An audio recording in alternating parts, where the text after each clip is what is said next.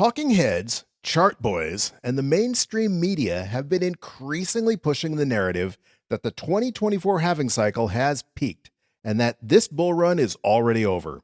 I want to remind you that, at least in my opinion, what we are seeing right now is Bitcoin is almost perfectly rhyming with what we saw in 2017.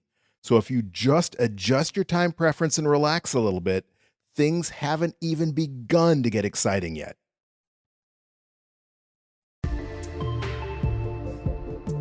This podcast is for information and entertainment purposes only. Nothing on this podcast should be construed as financial advice. All views expressed on this podcast are solely the opinions of the host and/or any guests that we might have from time to time. Nothing on this podcast should be construed as a specific inducement to make a particular investment or to follow a particular investing strategy.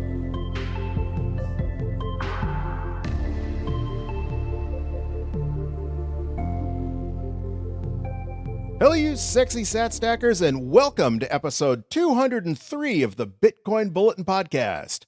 We have a lot to talk about today in Bitcoin land, both in terms of exciting news, as well as debunking a little bit of FUD, including what we spoke about in the introduction. But before we dive into all of that, let's take our customary look at Bitcoin's vital statistics. At the time of this recording, we are sitting at a block height of 884,518, and Bitcoin is ringing in at a US dollar value of $96,530 per Bitcoin. That means that every dirty fiat cuckbuck that you convert into Bitcoin will score you 1,036 Satoshis. The one thing about Bitcoin being below that $100,000 mark is that we will be stacking more sats. I know I've mentioned this the last 3 episodes in a row, but it was a little bit disheartening. Maybe that's not the right word, but the point being, when we were only receiving 950, 960 sats for every dollar that we converted to Bitcoin, it felt like we had crossed a point where, I often say that humans like nice round numbers, that they like magic numbers, and I'm guilty of that as well. And for me, that 1,000 sat per dollar mark was kind of a big psychological number for me. And I just like to see that we're going to receive at least 1,000 sats per dollar today. That makes me happy. Bitcoin's current price gives it a market capitalization of 1.91 trillion US dollars. And I know that too is disappointing to some of you who were, once we broke that $2 trillion market cap, only 3 times, by the way, in the history of this podcast when you zoom out once again. But nonetheless, it seems like, that's another example of those things where they say you don't change Bitcoin, Bitcoin changes you. And I know they mean that in a more deep philosophical manner, but also when it comes to your understanding, your perspective of what you think the fair market value of Bitcoin is, you get used to $100,000 Bitcoin, you get used to $2 trillion market cap. And even though it just barely breached that only 3 times when you zoom out on a weekly basis, it does tend to seem like, all of a sudden, like $1.91 trillion isn't a huge, a big deal. And when you consider that a year ago today, Bitcoin was ringing in at a market cap in the $1 trillion range, $1.02 trillion to be specific. Bitcoin's market cap has almost doubled, just like the price of Bitcoin has basically doubled in the last year. So adjust your time preference, as they say.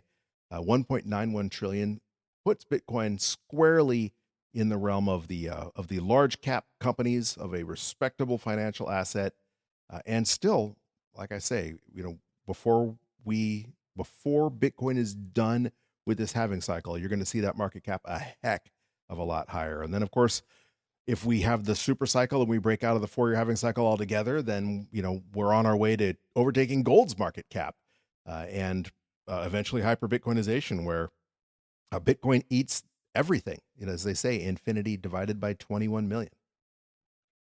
For those of you who value your wealth in shiny metal rocks, it will currently cost you 32.8 ounces of gold to purchase just 1 Bitcoin.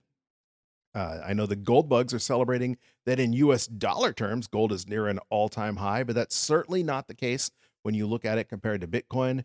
And that is because what made gold useful was that it was a store of value, a hedge against inflation.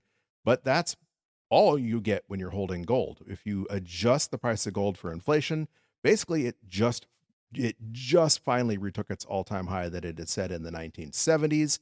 And I've mentioned in the past how gold bugs like to say that if you held one gold coin in Roman times, a 1 ounce gold coin would have purchased you a toga and a nice pair of sandals.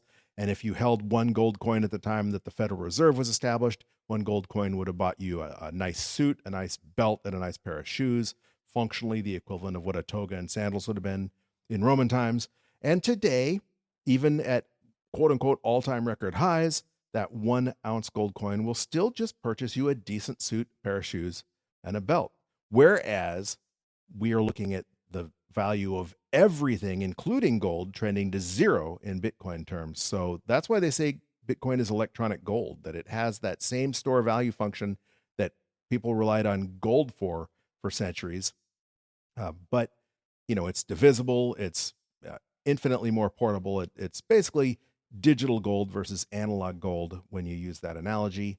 And because it is better than gold, we're seeing the price of Bitcoin exploding. While when the price of gold is exploding, it's really only exploding because the price of the US dollar, the value of the US dollar, has been retreating.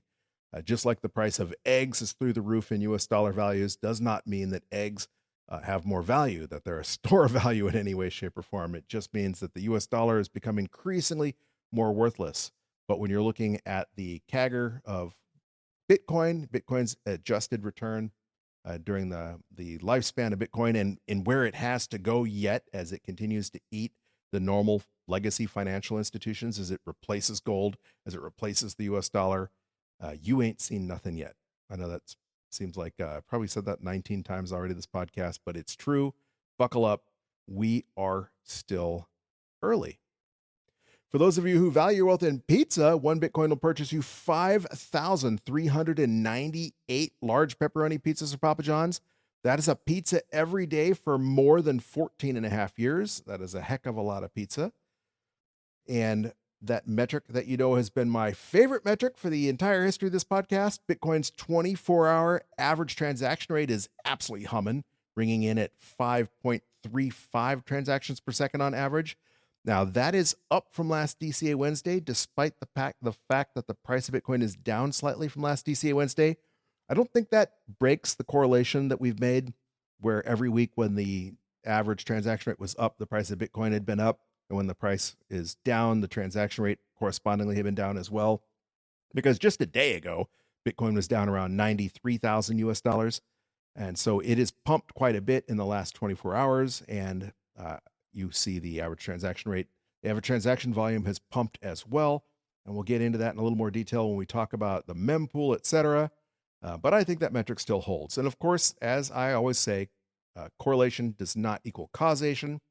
It's just been fun to notice that has been a pretty consistent statistic for almost 4 years now, every DCA Wednesday when I've been doing this podcast, since back in 2021, July 2021. So speaking of that on-chain activity, Clark Moody's dashboard mempool is significantly more full than it was last DCA Wednesday. Last DCA Wednesday, there were about 6,600 transactions pending in his mempool, and currently there are more than 29,000, almost 30,000 transactions. So almost 5x increase in transactions. Mempool.space is showing a similar story with 30,199 transactions pending in their mempool. And when you consider that this weekend, the mempool was completely clear. In fact, I took a screenshot of the mempool on Saturday, and there were at least 5 or 6 blocks in a row that were less than half full. There was less than 1 block worth of transactions pending at any given moment. And that has changed dramatically in just the last 24 hours or so. Along those lines, if you need to make an on-chain Bitcoin transaction, it's going to be about the same price to do so as it was last DCA Wednesday. So the increase in transactions hasn't necessarily translated into increased fees quite yet. Clark Moody's fee estimator is saying that instead of 3 sats per VByte, a high priority transaction should include a fee of 4 sats per VByte. So a little bit more expensive than last DCA Wednesday.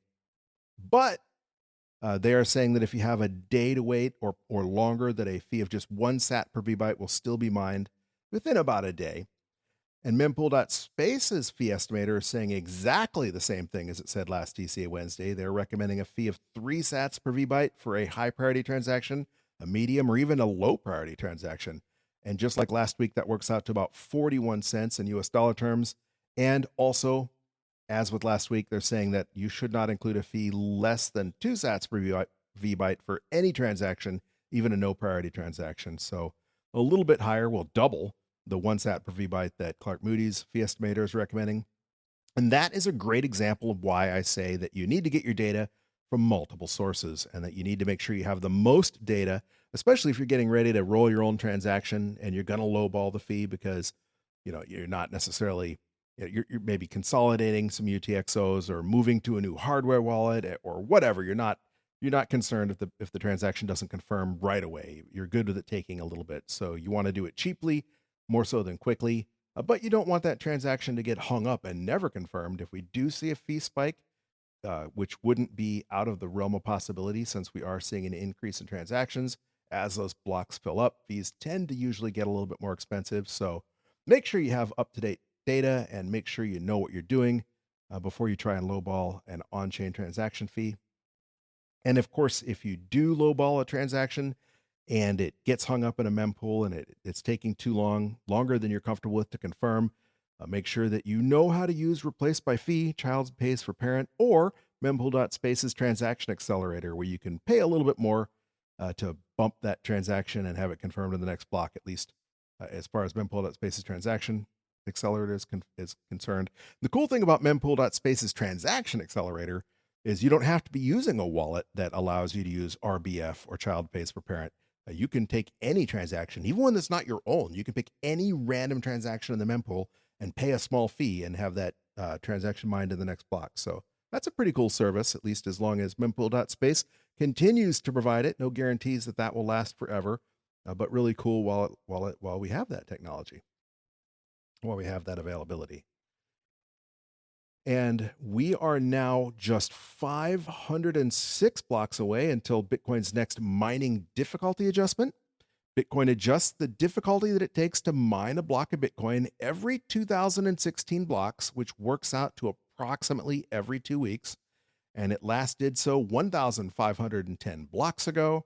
That was a significant increase of 5.6%. Last week, it was looking like we were going to see a rather large difficulty decrease because blocks were coming in pretty slow. That has changed as we've gotten a little more data as time has gone on.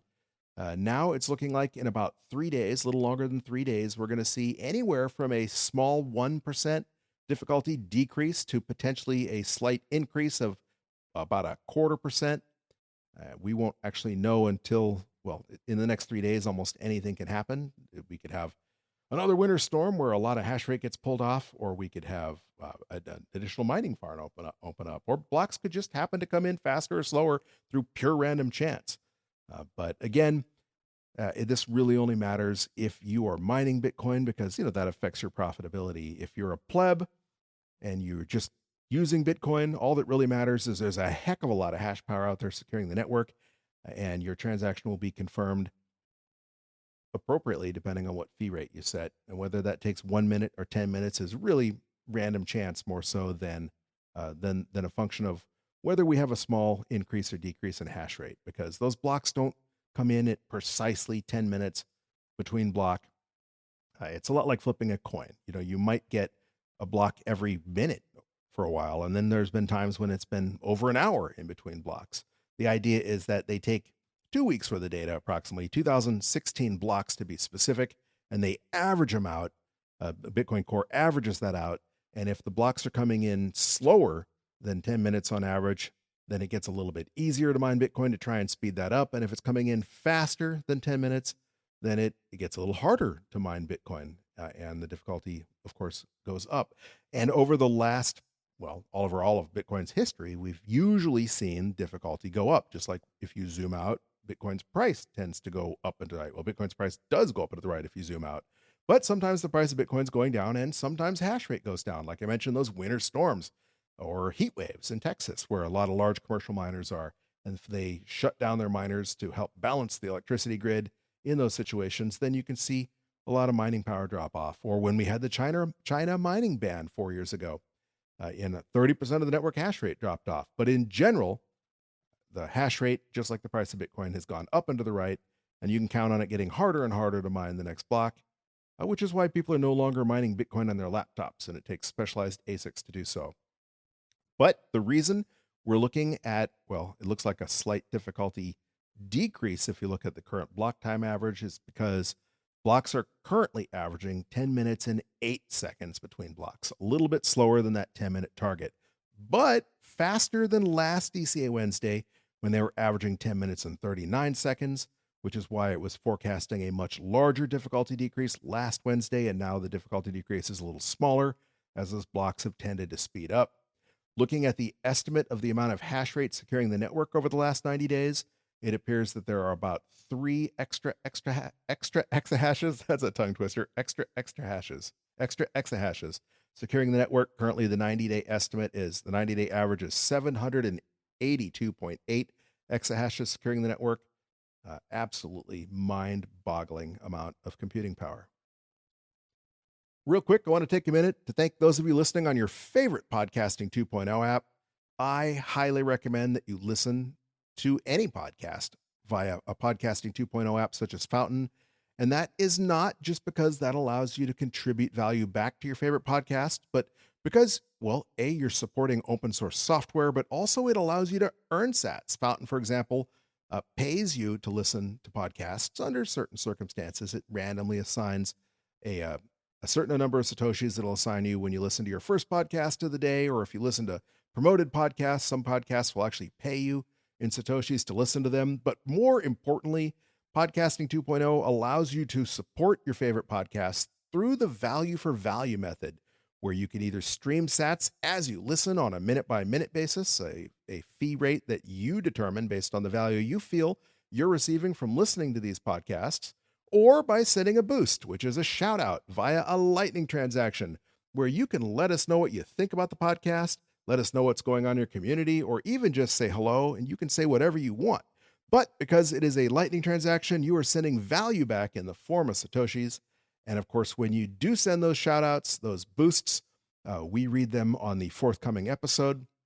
We do not have any boosts to read today, but thank you to everyone who is listening to this podcast.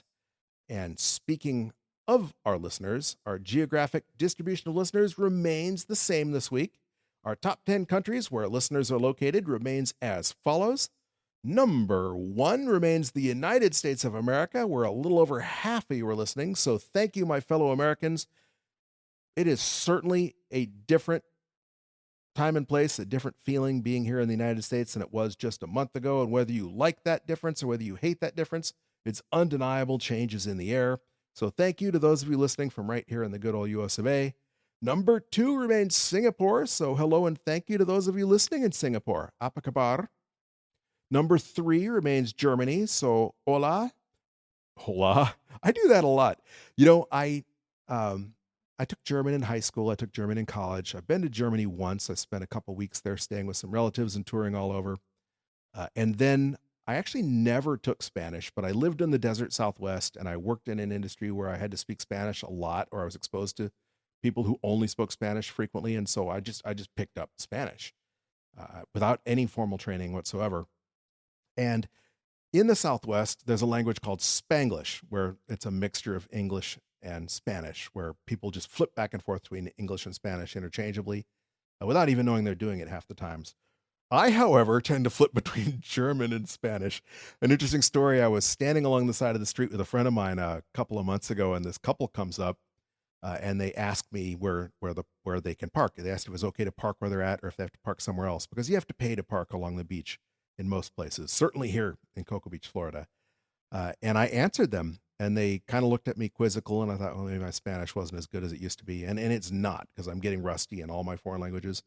But they got in their car, they moved, and they went to where I told them to go. They went around the corner to the pay lot and put a quarter in the meter, or whatever it costs to put in the meter to go to the beach. And my friend, he looked at me and goes, you know, you answered them in German, right? And I thought, oh, no, I was completely unaware I did that, but it felt pretty sheepish. So I digress. But Dankeschön, mein Friends in Deutschland. Thank you for continuing to listen to numbers that make you the number 3 country. Number 4 remains Argentina. So now it's appropriate to say, hola, muchas gracias, amigos in Argentina. Number 5 remains Luxembourg. So Dankeschön, mein friends in Luxembourg, or Morgen to those of you who speak Luxembourgish.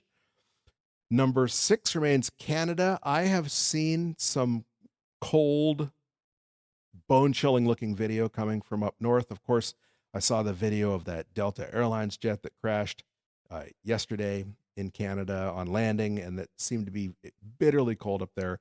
I have friends traveling through Iowa right now, and it got up to 7 degrees today, but it's going to be below zero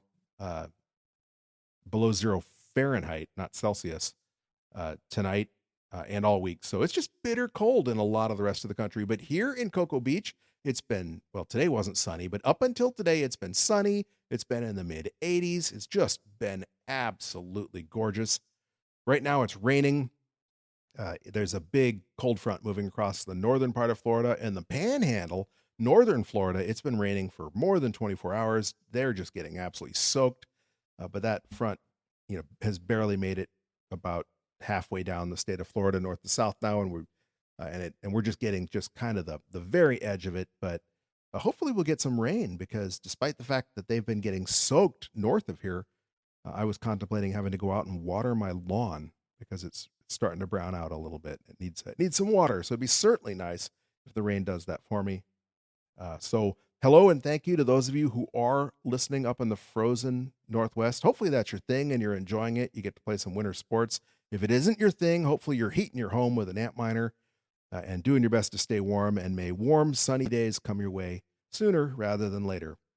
Number 7 remains the United Kingdom. So hello and thank you to our cousins across the pond in the UK. You'll be pleasantly surprised to learn that Donald Trump has changed his mind and will not be deporting Prince Harry back to the United Kingdom. So we're going to keep custody of him for you in Los Angeles, so he doesn't have to go and embarrass you in your own country. Number 8 remains Spain. So hola, muchas gracias, amigos in Spain. Number 9 remains Australia. So hello and thank you to those of you listening down under. And rounding out the top 10 remains Mexico. So hola, muchas gracias, amigos in Mexico. Beautiful country. I meant to get there in the last month or so, and it just didn't happen. I had a lot of things come up personally. That's why I was on the road so much in the end of November, all of December. And I wasn't on the road the whole December, but it seems like just as soon as I came home, I had to turn around and head back out. I think I made 3 trips to New Mexico in December alone, but I digress. It is really cool to know that we have so many of you listening from all over the world. We just read out our top 10 countries, but scrolling through that data, it seems like if you name a country, we have listeners there, and that is flattering. So thank you to each and every one of you from the bottom of my heart, regardless of where you may be listening. If you're listening in a country that is not in the top 10, maybe you can follow Singapore's lead and turn a friend or two onto this podcast, because just a couple of weeks ago, Singapore was not even in the top 10, and they surged into the top 10. And your country can do that too. If you convince a friend or family member to learn about this to learn about Bitcoin by listening to this podcast. And who knows, maybe you know somebody who doesn't think they can get that doesn't think they can stack any Bitcoin, because Bitcoin's almost $100,000 and that they just don't have that kind of money. And a lot of people honestly think you have to buy a whole Bitcoin. I mean, it sounds silly if you're listening to this podcast. Obviously, you know better, or you will know better shortly. But you can buy, well, depending on the exchange, you could in theory buy as cheap as 1 Satoshi, but most exchanges want you to buy at least $1 worth of Bitcoin. And every week we stack just $20 worth of the Bitcoin. So maybe you have a friend or family member who's curious about Bitcoin, but they think they're too late. They don't think they can stack Bitcoin, or they don't think they have enough money to convert into Bitcoin. And maybe by getting them to listen to this podcast, even if really you're just doing it to see your country pop into the top 10, you'll help orange pill them or help get them off zero. And that would be not only cool, but that would be beneficial to them as well. So once again, thank you to everybody who's listening to this podcast, wherever you may be right now. It is really humbling and flattering to know that you spend to choose your time, the one thing that's even more limited, more precious than Bitcoin, listening to this podcast. All right, on to the news. There has been a lot of lamenting on Bitcoin Twitter, on X, about Bitcoin's US dollar price. Florida Bitcoin on Twitter, he's at Florida BTC, at Florida underscore BTC, put this into perspective on his opinion, uh, where he compared what we're seeing right now to the 2020 halving cycle, where after peaking in the prior cycle near $20,000 and then dropping to around $3,000, it seemed like Bitcoin took an eternity to finally permanently retake the $10,000 mark. It went up into the low teens and then back down to around 8 or 9. So what Florida Bitcoin tweeted was, if you were here at 9K, this range and weekly teases makes perfect sense. That was a frustrating range that led to many giving up for a used BMW or a one-bedroom condo down payment. And obviously Bitcoin went on to break that $9,000, $10,000 range. And but the point being, Florida Bitcoin feels like where we are right now, just teasing at in the $90,000 range, $98,600, $97,000 range. Is a lot like the equivalent of 9,000 in the run up to the in the run up to the 2021 all-time high. As I have said over and over by now, I think this cycle has been closely rhyming with the 2016 halving cycle. Not that it doesn't rhyme with where we were at 9,000, but significantly, I think it's been rhyming significantly more so with 2017. Right, this year, as we were repeating 2017 or the 2016 halving cycle, more than any of the cycles, many of the other cycles. During 2017, Bitcoin threaded along in about the $1,000 range for almost 6 months, finally breaking out above 2,000 in May or June, and then absolutely ripping in the late summer and fall, blasting from below $4,000 in the end of July to its cycle high around 20,000 by December. And so bouncing along at 1,000 or just under 1,000, not being able to break the $2,000 range for 6 months. If you look at the chart that compares not necessarily from the halving date, but from the cycle low, the previous cycle low, our price action right now it's like a bean sprout, growing up a pole, just a bean sprout circles as it grows up a vine or up a string or up a trellis.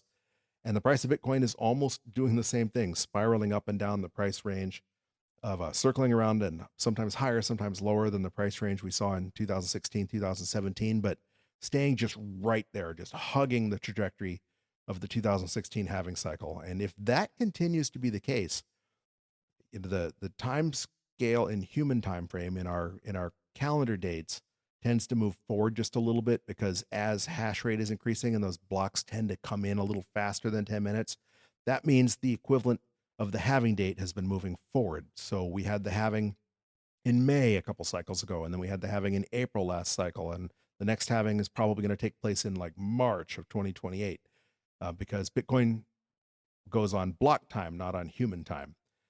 But along those lines, when the all-time high in 2017 was in December, in the middle of December, because blocks were coming in a little bit faster. If you look at block time, the halving, the all-time high in 2021 and the 2020 halving was approximately the same block range, but happened in November instead of December, because the halving came earlier, so the block time was a little earlier than human time. And so maybe this cycle, we're going to see the all-time high a month or so earlier instead of coming in November. Maybe it happens in September or October. But the point being, that would still be rhyming with 2017, and it would certainly not mean that this cycle was over already. If that happens, then what we would see is Bitcoin basically, it might blast past $1,000 because the equivalent of going from 1,000 and finally breaking 2,000 would be stringing along at 100,000 and finally breaking 200,000 and not breaking above $200,000 before like May or sometime this summer. And then when Bitcoin were to blast from 4,000 to 20,000, that would be the equivalent of blasting from 400,000, to as high as maybe 2 million. So that would be exciting. And I don't hold out hope that we're going to see $2 million Bitcoin this cycle. That to me is hard to digest, hard to believe, maybe just because it seems too good to be true, not because the setup isn't there because, and we're going to get into a little more here in the news when we talk about a couple other things, but the setup is certainly there. There are certainly more exciting things happening than there were in 2017 in a bigger manner, with larger amounts of money from bigger players pouring into Bitcoin now than there were then. So anything's possible. Only time will tell. As I say over and over again, nobody has a crystal ball, and I'm not going to make a price prediction. But what I am going to say is that if Bitcoin continues to rhyme with the 2016 halving, that we're in the very beginning of 2017, basically, you ain't seen nothing yet. Buckle up, because this cycle ain't over, and it isn't even really begun. And things are going to go screaming, go face melting in just a few months. So adjust your time preference, sit back, relax, stack as many sats as you can, and prepare for liftoff. All right. Before I move on to the next item, again, it is important to remember these are just my gut feelings. I mean, they're based on current data, but again, nobody has that crystal ball. But one of the more famous prognosticators of the previous cycle, who many thought did have a crystal ball, was Plan B. If you don't know who Plan B was, he got famous on Twitter for his stock to flow models. And those models said that basically Bitcoin was following a stock to flow ratio, and that if it continued to do so, he had his charts that he put out, and he had color-coded dots based on how far we were from the halving, etc. The long and the short of it is, his stock to flow model was saying that we were going to break 150,000 last cycle, and of course that did not come true, and a lot of people were seriously pissed off about that. But it's possible. Even giving Plan B some credit, he does say that all models are wrong, but some are useful. And there were some reasons why I believe we were probably on a trajectory to actually break 150,000, and we just didn't, because there were certainly our fair share of black swans last time around. The world is just a different place in 2020, right? I mean, 2020 was not like any other year that I've lived through, and I've lived through some goofy times. So either way, it is what it is. But fast forward to this week, and Plan B is once again at the center of controversy, or at least negative attention on Twitter. Tweeting just 3 days ago, "Disclosure, I have transferred my Bitcoin to ETFs. Yes, I know, not your keys, not your coins, but it is just easier for me to manage Bitcoin the same way as equities and bonds. Also, not having to hassle with the keys gives me peace of mind. I guess I'm not a maxi anymore." Now, you can imagine that touched off a firestorm, because, it is, for someone who was supposedly a Bitcoin maxi, that is kind of an assholic thing to say or to do. Certainly not your keys, not your coins, but also, if you really believe in Bitcoin, if you hold your Bitcoin in an ETF, to each their own, there's certainly valid reasons for doing so. If you have money in a retirement fund that you're not able, the law or your fund dictates what you can invest into, maybe your only option is to put that money into an ETF. And, people aren't necessarily just forcing themselves to be in that situation by investing. Sometimes people have employer retirement funds, or at least employer matched funds, where you put a certain amount of money in and your employer does also.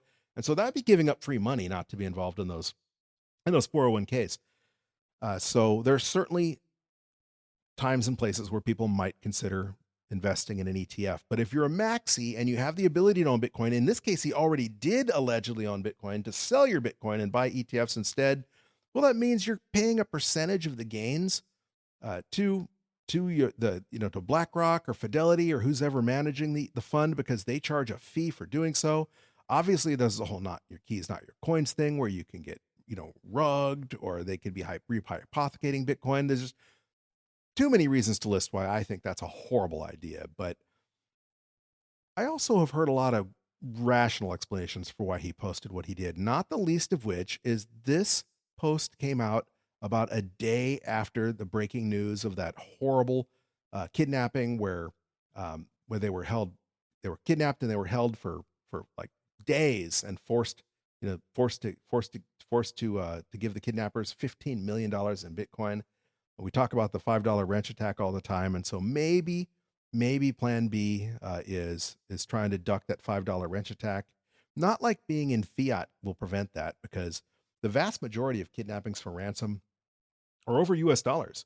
It's not unusual at all for home invasion robberies where the bad guys break into a house, they tie one of the people up, and they hold them at gunpoint while they take the other spouse to the ATM and make them withdraw money, or to the bank. And there have been times when this has gone on for days, because we have these multi-jurisdictional distributed cold storage plans, and people have the same setup with their money. Or maybe it's over a weekend and they have to go to a certain bank, that a certain branch at a certain bank, meet with a certain manager, transfer their money. So people have been held hostage over fiat too. So this doesn't necessarily solve that.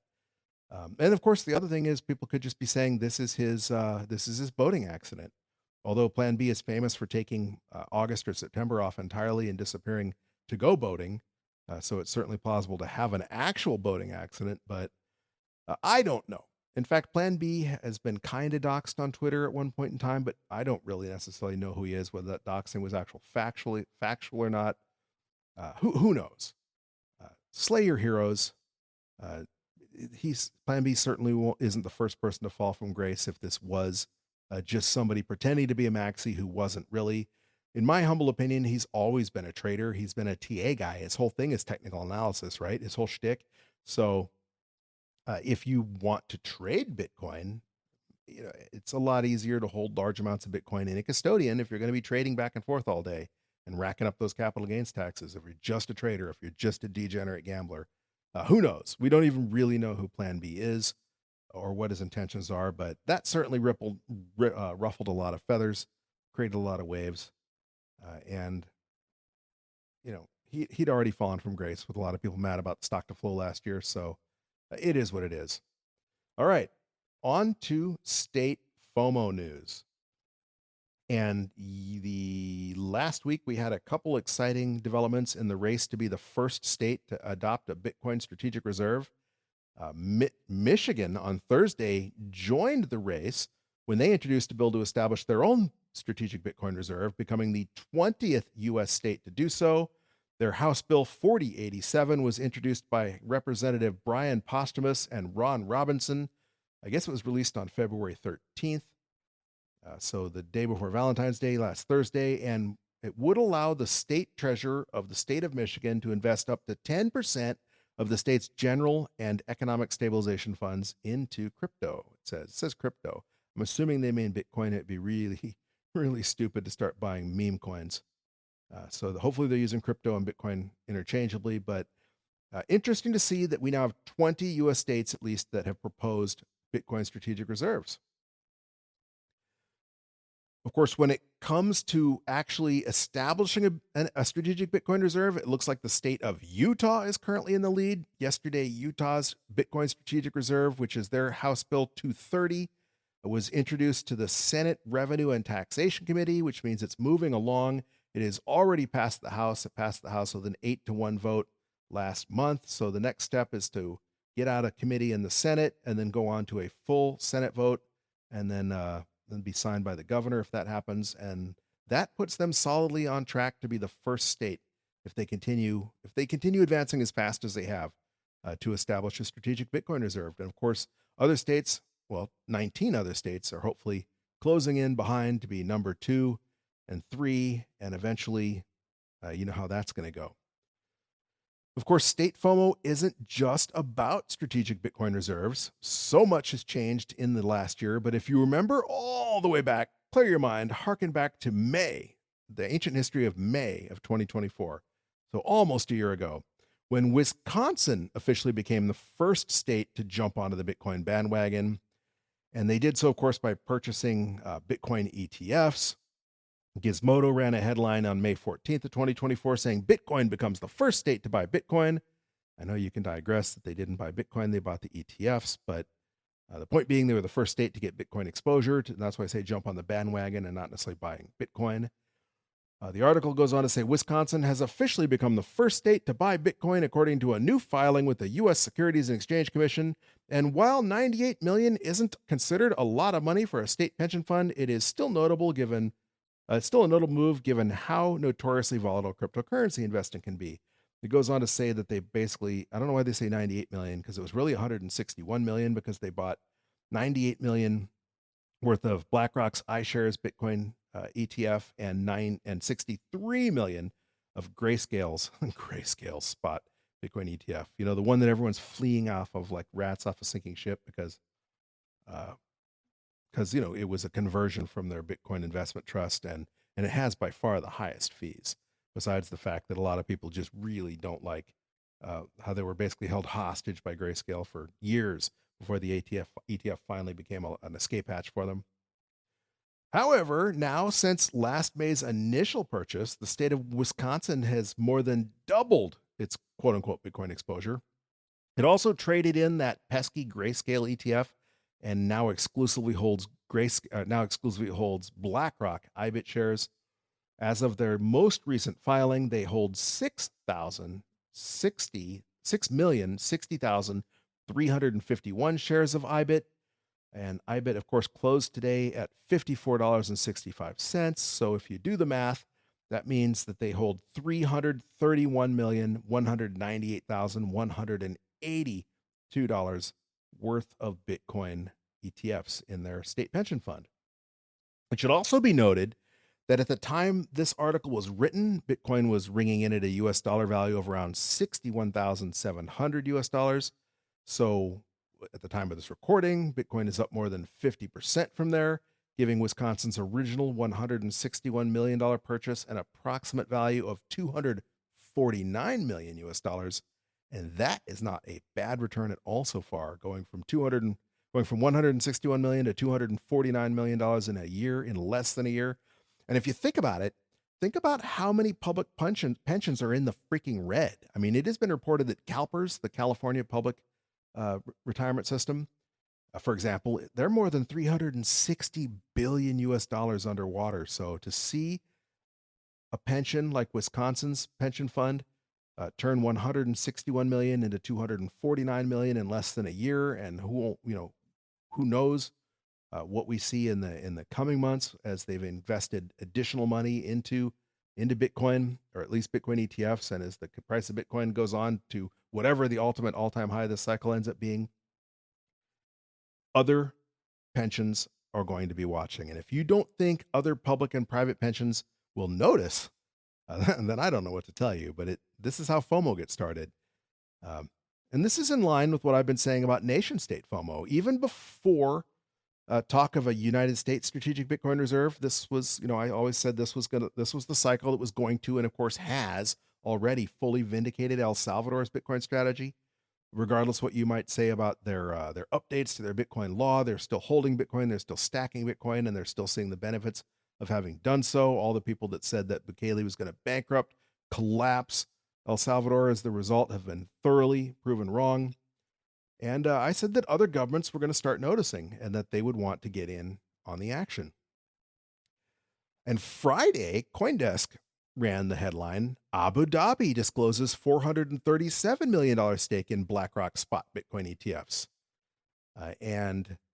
Of course, they hold that in the form of their state, of their country's sovereign wealth fund, or at least one of their country's sovereign wealth funds. But that's just another example of nation state or city state FOMO, like other countries that have noticed that are joining in. And this is still just the beginning. Another reason to believe that this is going to be one of the biggest Bitcoin cycles so far? Well, in the last several days, State Street and Citibank have announced plans to begin offering Bitcoin custody services. State Street, which is one of the world's largest custodian banks, says that it is preparing to launch its, and they call it crypto custody services by 2026, but basically they're going to custody Bitcoin and Ethereum, and they plan to do so in about a year. Obviously they have to build it out. Meanwhile, Citibank has already launched their Citi digital assets platform where they allow their customers to buy and custody Bitcoin and Ethereum. Remember, I've said many, many times that this halving cycle reminds me an awful lot of the 2016 halving cycle. And that cycle, which culminated in the December 2017 all-time high around 20,000, was almost entirely driven by retail FOMO, by plebs, by normies FOMOing into Bitcoin. Back then, the price of Bitcoin would jump anytime the legacy media so much as mentioned Bitcoin. If you heard them say Bitcoin on MSNBC, the price pumped. Anytime they got any kind of positive news, the price pumped. Back then, we used to speculate about looming institutional adoption, and it is firmly here. but by no means here in large numbers, especially when you consider about the trillions of dollars that are out there sitting on the sidelines. So now we find ourselves on the cusp of the world's largest financial institutions actively promoting Bitcoin as a service. I mean, think about it. Think about all those Thanksgivings, all those orange pilling sessions around the dinner table over the holidays, helping introduce Bitcoin to friends and family on a one-on-one basis, one pleb at a time. And sometimes it was successful and sometimes it was not. But, piece by piece on a grassroots effort, we've been spreading the word. Now, compare that with the level of influence JP Morgan, for example, will have when they finally bend the knee. When instead of being bombarded with new credit card offers, I just got 2 in the mail today.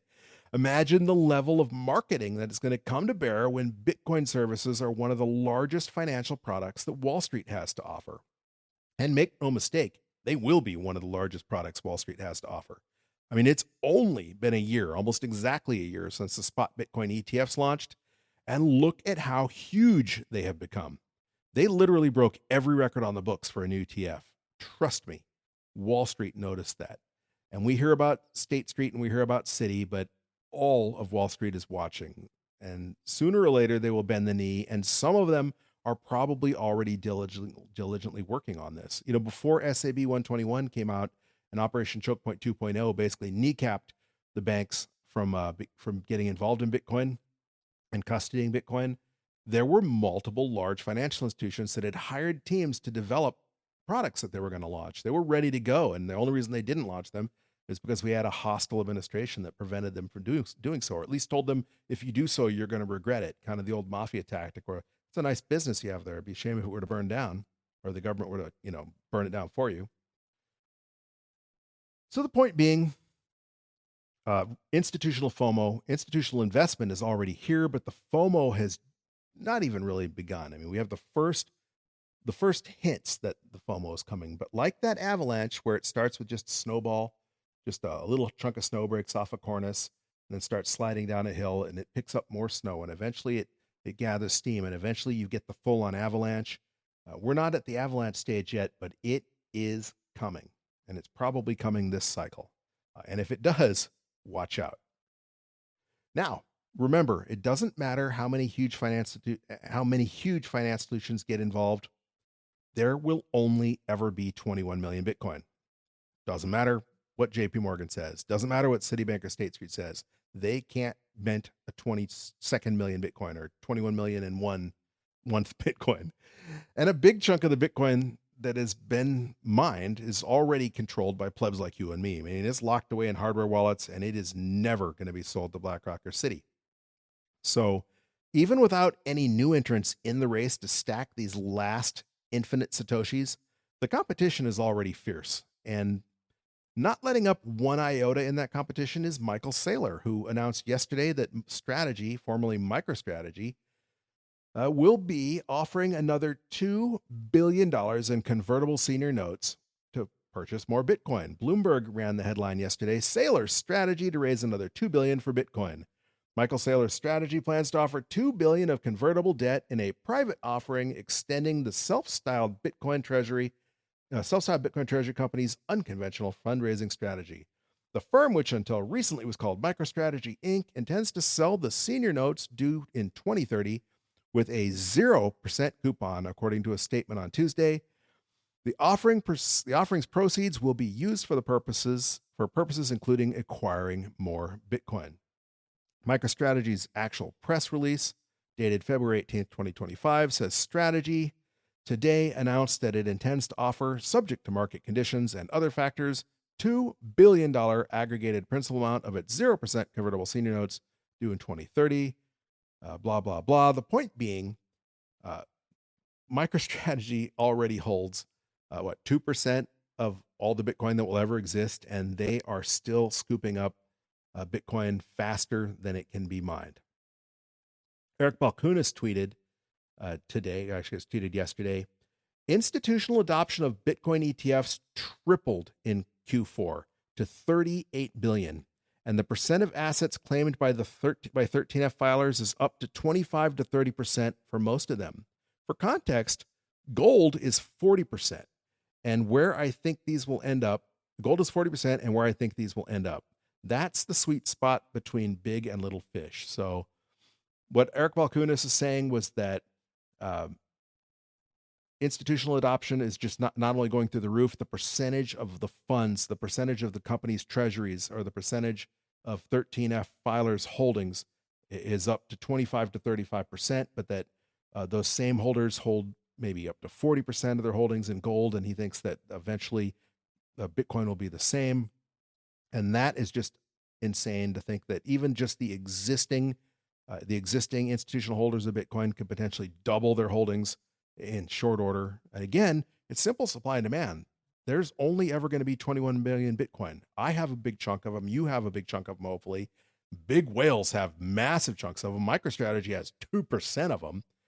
Satoshi has a certain percent that will never move. There's a certain percent that's lost forever. So the point being, you have a scarce asset with more money chasing after it. The price has to go up. That's the only possible way you're going to be able to purchase Bitcoin, is to convince somebody to sell it for a price that's higher than what it is today. Joining a list of publicly trading companies using Bitcoin as a corporate strategy, Fold, the Fold rewards card, or the Fold app you might be familiar with, announced that Fold has become the first Bitcoin financial services firm to trade on the NASDAQ.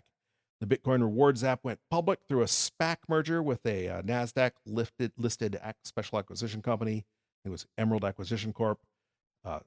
Fold holds 1,000 Bitcoin on its balance sheet, worth about $96 million. That might be small potatoes compared to the bigger players, but again, there can only be so many people and so many companies that will ever be able to stack Bitcoin. The old adage before institutional adoption was, there's only 21 million Bitcoin and there's more than 21 million millionaires in the world. So if every millionaire in the world wanted to own just one Bitcoin, it would be physically impossible. So instead, you would own $1 million worth of Bitcoin, but that's going to be measured in Satoshis when that competition kicks in. Everyone can surely remember back, it's just a month ago. It seems like ancient history, but just a month ago when Joe Biden was the president of the United States and Elizabeth Warren was in charge of her anti-crypto army. And so much has changed. It's changed so fast that it can be easy to forget just how anti-Bitcoin the United States was just literally just days ago. Well, in another radical change to the status quo, it was announced today that Howard Lutnick has officially been confirmed as the new U.S. Commerce Secretary. And this is important because this is yet another Bitcoiner in the Trump cabinet, another high-level government official who holds Bitcoin. Howard Lutnick, he was, I'm assuming he can't be anymore because he's the Secretary of Commerce. He had to have resigned to accept that position. But he was in charge of Cantor Fitzgerald, and he has said that he owns hundreds of millions of dollars in Bitcoin personally. And that is just, it's a sea change from where we were. I mean, just a month ago, we had an administration that was trying to squash innovation in Bitcoin, that wanted to regulate and tax Bitcoin into a box. And now we have an administration that has said that the Operation Choke Point 2.0 is over, that Elizabeth Warren's anti-crypto war is over, and we actually have Bitcoiners in high-level positions. We have RFK Jr., now we have Howard Lutnick, that hold hundreds of millions of dollars, in Howard Lutnick's case, in Bitcoin, running the government, the very same government, in just 30 days. But despite all of that, we still get the gloom and doom headlines from the mainstream media just in the last 24 hours. Cointelegraph ran the headline, and this isn't mainstream media, but you get the point. Bitcoin teases August 2023 breakdown as analyst eyes 85,000 Bitcoin price. CoinDesk, Bitcoin price slumps below 94K. The Motley Fool, prediction, XRP Ripple will outperform Bitcoin and Ether over the next year. Oh my God, that's probably the worst one of all. Retarded headline of the day. Bitcoin.com, news.bitcoin.com. Bitcoin price plummets before $94,000 amid crypto mayhem and global jitters, markets and prices. Forbes ran the doom and gloom headline just today. Serious Bitcoin price suppression warning adds to death cross crash fears. Now, the death cross is a highly regarded TABS, and it raises its head every freaking cycle. Usually right about now, when Bitcoin is having one of those 5 to 7 decent retracements that we have had every single bull run. It's what chart boys call it when the 50-day moving average, the short-term moving average of a stock or an asset, crosses below the 200-day moving average. And it means absolutely nothing. And Bitcoin has proven this over and over. Every time we've had a bull run, every time there's a retracement, we hear about the death cross, and it has never resulted in the collapse of Bitcoin. As a matter of fact, if you look at what Investopedia has to say about the so-called death cross, even though Investopedia page notes, quote, despite its ominous name, the death cross is not a market milestone worth dreading. Market history suggests it tends to precede a near-term rebound with above-average returns. So while they are running the headlines saying that the the death cross crash fear, indicating the death cross will cause a crash, and it's FUD about a big Bitcoin crash. Ultimately, in general, these death crosses have actually led to a rebound with above-average returns, and that's been the case with Bitcoin because all this FUD has come out during the bull run where you have these small pullbacks, 5 to 7 of them, as I say, and then Bitcoin still goes on to melt faces and just as 20x in price in lieu of crashing and going to zero. Of course, this is also the same media that is absolutely livid that Elon Musk is uncovering trillions of dollars in government waste instead of being outraged at the waste.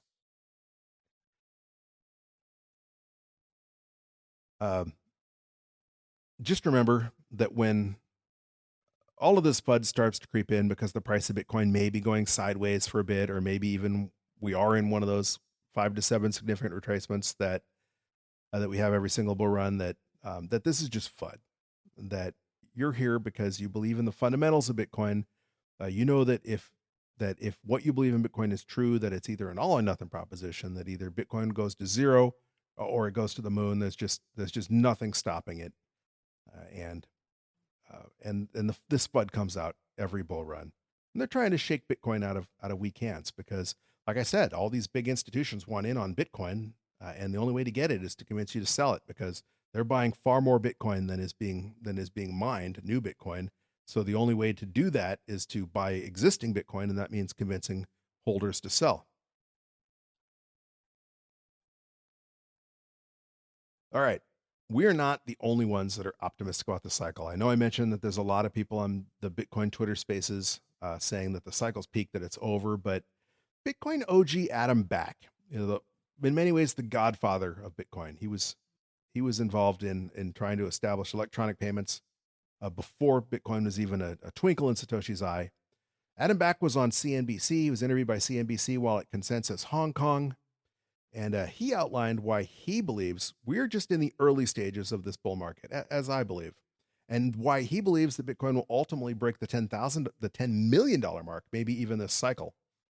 And he cited, quote, very stiff inflows to the ETFs. He said the ETFs are buying 2 times more Bitcoin than is mined per day alone, and that MicroStrategy and other Bitcoin treasury companies are buying another 2x more, 2 times more than Bitcoin that is being mined. And of course, sovereign wealth funds and the potential pending strategic Bitcoin reserves are all reasons why he believes that Bitcoin will start to compete with the market cap of gold. And of course, to do so, the price of Bitcoin has to go north of $1 million. And that he believes that Bitcoin will start to actually drain gold. So you'll have not only Bitcoin eclipsing the market cap of gold, but like taking the market cap of gold and sucking that into Bitcoin, kind of Bitcoin's own dollar milkshake theory. But pretty interesting interview. It's short, it's sweet, but Adam Back's certainly an OG, and it's nice to see level heads, other than the people running around saying, see, I told you Bitcoin's already peaked. I fully expect most of those tweets to be deleted. Maybe some people will have a little bit of honor and integrity and leave their tweets up and admit that they were wrong when Bitcoin goes on to set another new all-time high and another new all-time high after that. But I've got some screenshots, and I'm keeping the receipts. And of course, if I'm wrong, I'll be happy to eat some humble pie as well.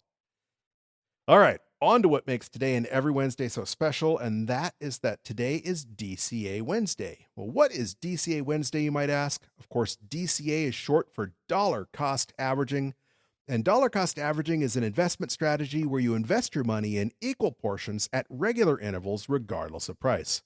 For example, we chose an equal portion of just $20. I wanted to keep it very simple. I wanted to keep it relatable to the largest amount of people that I could. For a lot of you listening, $20 is a minuscule amount of money, but for others listening, $20 might be more than you can scrape up to invest in Satoshis on a weekly basis. But I picked $20 because, you can do you can invest more, you can invest less, but I think it was an amount that's relatable to the largest number of people. And of course, our regular interval was weekly on Wednesdays. Now, this is another you do you thing. Most people that DCA into any investment tend to do so when they get paid. So if you have a regular job and you get a regular paycheck, if you get that paycheck every other week, then maybe you DCA bi-weekly. If you get paid on a gig economy basis, then you invest when you can.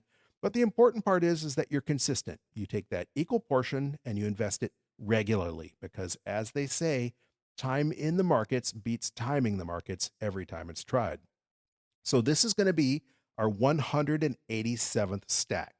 We started stacking $20 a week every Wednesday all the way back on July 28th, 2021.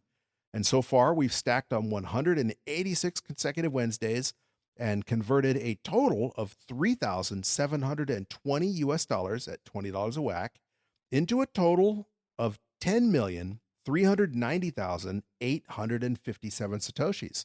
And because we bought consistently, we bought at the previous all-time high, and we brought all the way down to the cycle low, and we're buying all the way back up to whatever the next all-time high will be.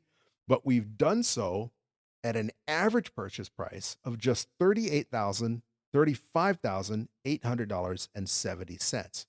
And that is obviously not too shabby when you consider we're just under $100,000 per Bitcoin.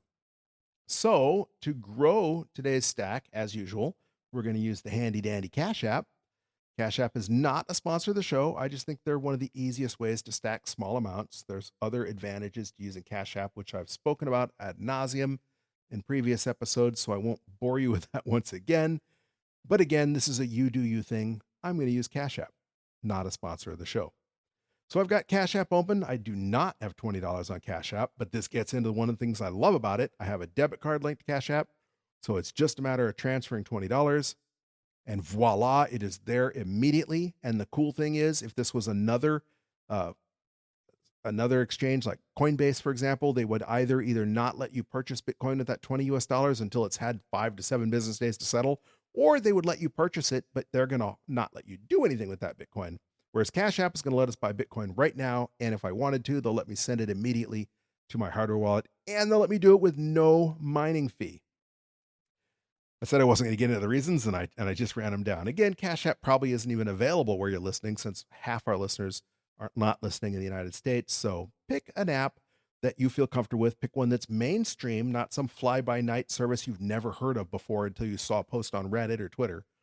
But the important thing is that you do your due diligence, that it fits your needs, and that importantly, you get those sats off that exchange as soon as practical and into your self-custody. All right, so I've got that $20 on Cash App now. So it's just a matter of tapping Bitcoin, tapping buy, entering $20, tapping confirm, and boom! Just like that, we stacked another 20,204 Satoshis. Feels really good to stack more than 20,000 sats as opposed to the 19,000 sats we got just last week. Those 20,204 Satoshis bring our stack up to 10,411,061 Satoshis, and they do increase our average purchase price by another $122.63. So our average cost basis now is $35,923.33. Still not too shabby, considering we just purchased at a price of $96,765 US, so a couple $100 more expensive than when I began talking. But if you're like me and you're holding for the long term, and you know that Bitcoin's going to continue to go up and to the right, those 10 million Satoshis, 10,411,000 Satoshis, well, they're already worth over $10,000 US.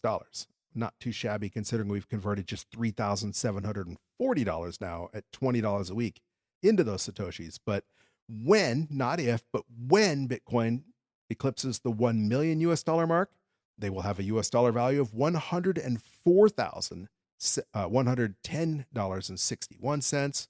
A massive return, considering we have only converted $3,740 of fiat.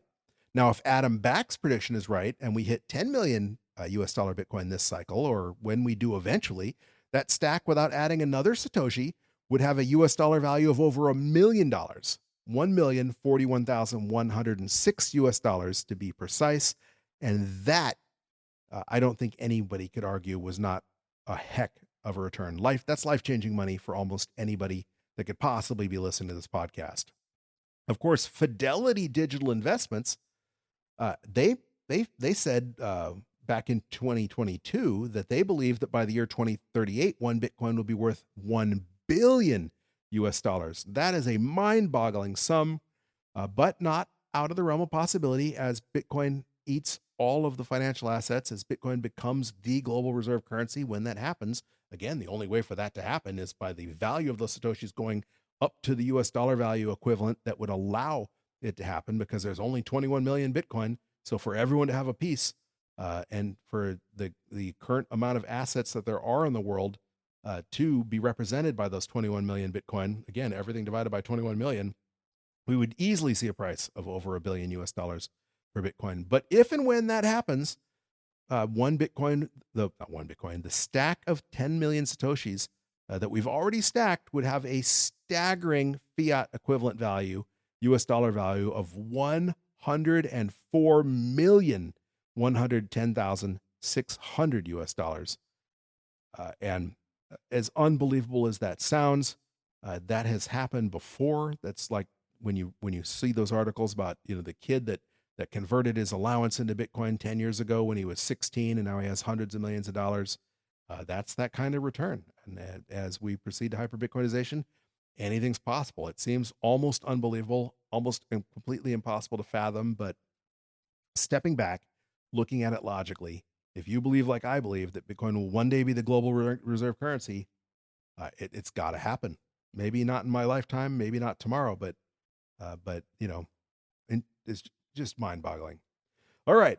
Before I wrap this up, as usual, I want to take a minute to ask you to help support this podcast by sharing this episode, by rating and reviewing this episode. If you're not listening on Apple Podcasts has a tremendous amount of influence on the algorithm monster and how podcasts are ranked and rated by the algorithm for when you're searching for podcasts to listen to, or when those podcasts are featured to you as a podcast you might be interested in listening to. So I always say you should be listening on Podcasting 2.0, but if you would go over to Apple Podcasts or Spotify or one of the other major podcast apps, listen to this podcast and rate and review this podcast, that would go a long way towards helping other plebs find out about this podcast and maybe be orange pilled or learn that they can get off zero for just $20 US by listening to this podcast. I also love to hear from you. So you don't need to send a boost. I'm not asking for you to contribute value back to this podcast if you don't feel like doing so. But I'm doing this podcast because I love to talk about Bitcoin, and because it's humbling and rewarding to know that you're out there listening. So I do like to hear from you, and I do answer my DMs. They are open, and I do answer my emails. I've got my email open right now. So send me a DM on X. Our Twitter account is at BTC Bulletin Pod. That's BTC, like the abbreviation for Bitcoin, Bulletin, Pod, like short for podcast. So at BTC Bulletin Pod, I do respond to my DMs. Or if you want to send a good old-fashioned email, again, my email's open right now. It is bitcoinbulletin@protonmail.com. Again, that is bitcoinbulletin@protonmail.com. Both the Twitter handle and the email address are in the show notes. If you just scroll down on whatever podcast app you're listening to, it would be really cool to hear from you. All right. I will see you again next Wednesday, unless something comes up sooner that is interesting to talk about. But normally I usually just kind of try to keep this to a weekly podcast. Every once in a while I've thrown in a weekend update or a holiday update, or if there's just some urgent breaking news, you'll get a bonus episode. But for sure, we will see you next Wednesday and every Wednesday while we continue to grow that stack, just $20 US at a time. But either way, keep on listening, and don't forget to keep on stacking those sats, you sexy sat stackers.